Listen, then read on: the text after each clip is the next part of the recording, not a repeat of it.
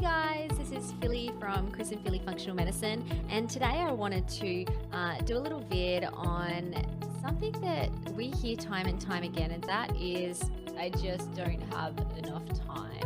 A lot of people say this to us, or just in conversation, they're like, "Oh, I love what you guys do, but I just don't have enough time for that at the moment."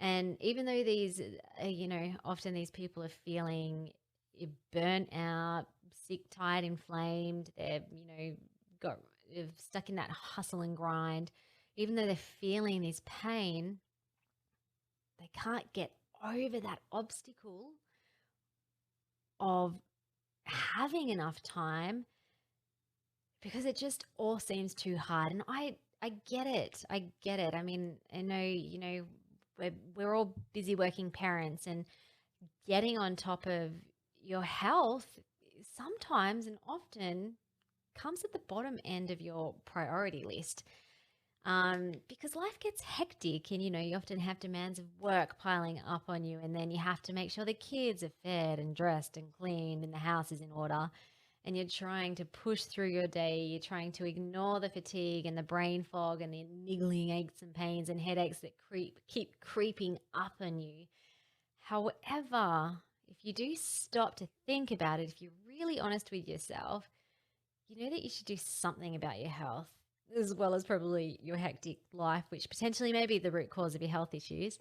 Yet, as always, I find that people will likely brush the intruding thought away, justifying to yourself that it's just not the right time to address my life and how I feel. So this common justification, it's not the right time, is really just a form of procrastination. So in research settings, people who procrastinate have higher levels of stress and lower well-being. So data also shows that procrastinators often have low self-compassion, which also is a major source of stress among adult procrastinators. I don't love myself enough, so why am I worth it? So, why should I put my health on the top of my priority list? Because I'm not worth it, so why should I bother doing that when I've got all these other people to look after? That's quite a common theme that we see.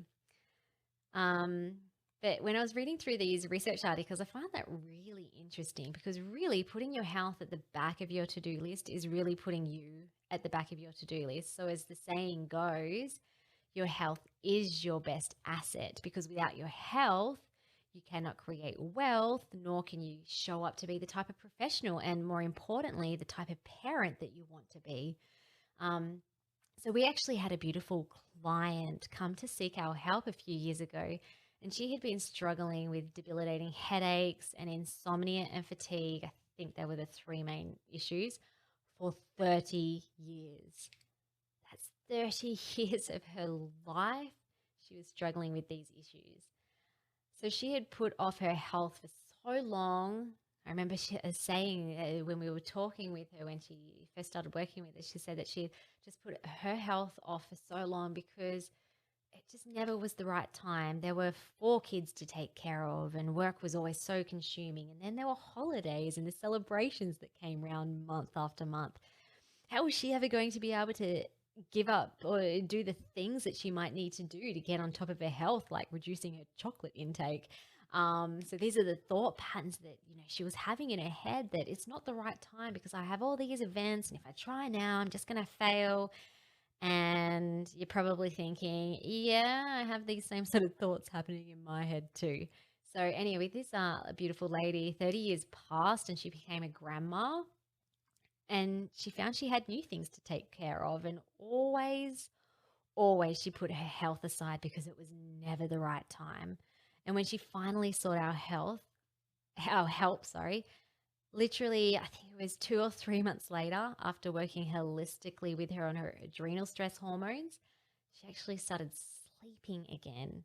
And a month or 2 later, the anxiety and headaches came right down, and she was happier and more patient and more loving with her husband, her kids, and her grandkids than she had been in a long time.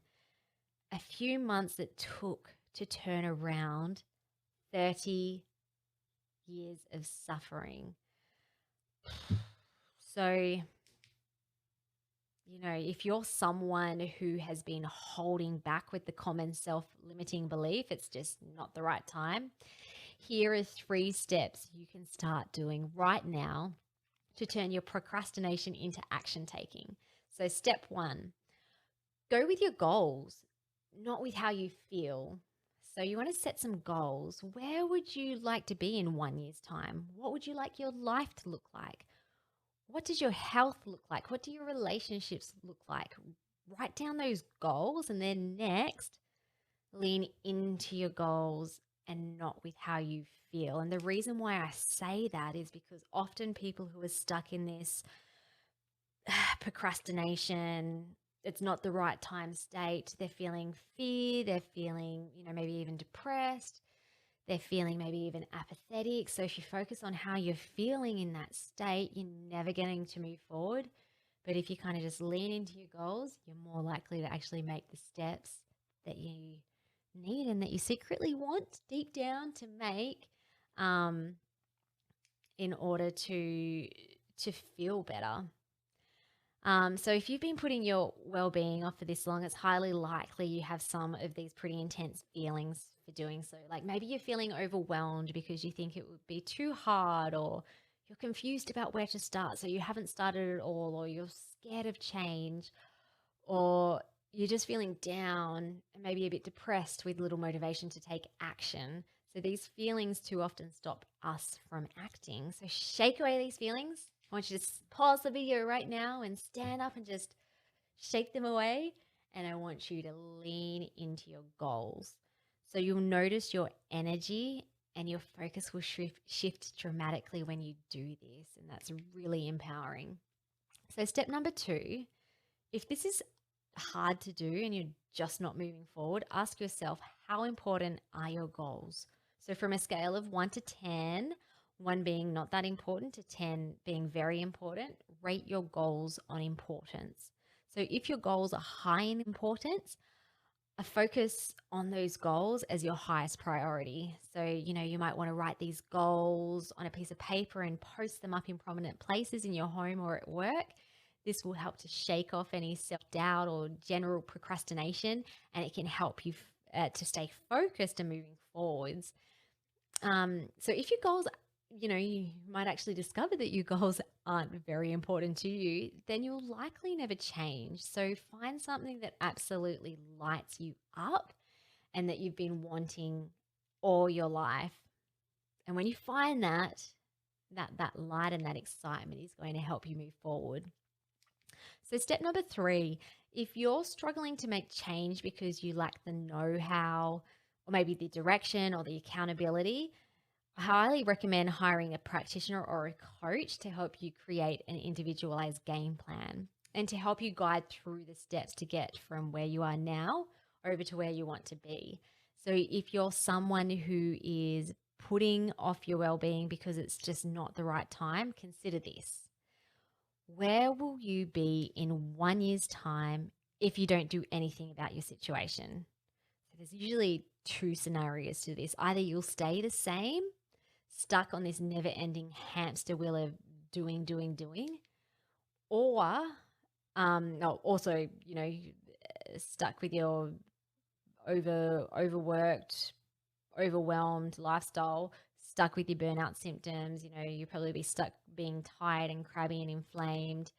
You'll probably be stuck with productivity work remaining at a subpar level, and potentially you just stay disconnected with life and with those around you.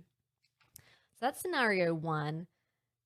If you don't do anything, where will you be in a year's time? So scenario 2 would actually be you'll likely feel worse. So if you don't do anything to change now, things could get worse. You could literally burn your body out. So you have to drop down hours at work or stop working altogether, which will leave you with that financial stress and fear and potentially a family that falls apart. I mean, I know that that's quite dramatic, but I believe one of the highest rates of divorce is financial issues. So if you don't do anything because it's not the right time, you may be forced to do something later on because your world is crumbling down around you. Now, I don't want to be a negative Nelly, so let's look at the other side of this. So if you decide today I am going to lean in, and you actually act and you actually start doing the things you need to do to turn your health and your life around, in 1 year's time, it is highly likely you will see improvements in your health, in your work-life balance, in your productivity, and most importantly, in your relationships with your family. So I want to ask you a question. Do you think that it is worth wasting another 30 years living like you are now? Is it worth it?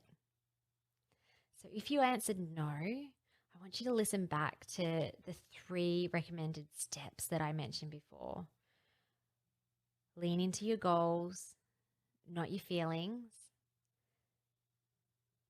Rate your goals from 1 to 10 and discover if they're actually important enough to change. And 3, seek help if you need it.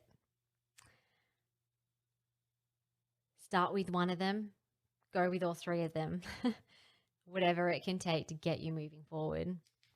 So just as a little summary for the video, putting your health and your family life off because it's not the right time, it is literally a form of procrastination. And it has also been shown to be linked to higher stress and levels and also lower well-being.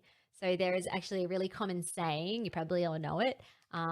If you wait until you're ready, you'll be waiting for the rest of your life. So if you think hard enough, there will always be a ton of reasons why now is not the right time.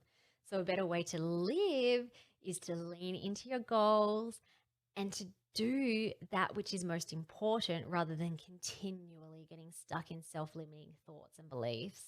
So the more time you waste, the more pain you will ultimately endure. And we don't want that for you. So instead, lean in, make small changes, make small movements, and watch yourself move forward to becoming a power parent, more present, more healthy, and more connected. So if you'd like help moving in the right direction, we'd love to offer you a free discovery call. This is no strings attached. So if it turns out you're not the right fit for our practice, we can give you some more practical tips or referrals to continue moving forward in the right direction to your elevated version of yourself. So I believe that that is 100% possible. And we are so passionate about helping people do this. So all you need to do is go to the link in this post and book in for a free discovery call. It's super easy. You just need to add your details and any notes about your current situation, and we'll call at your scheduled time.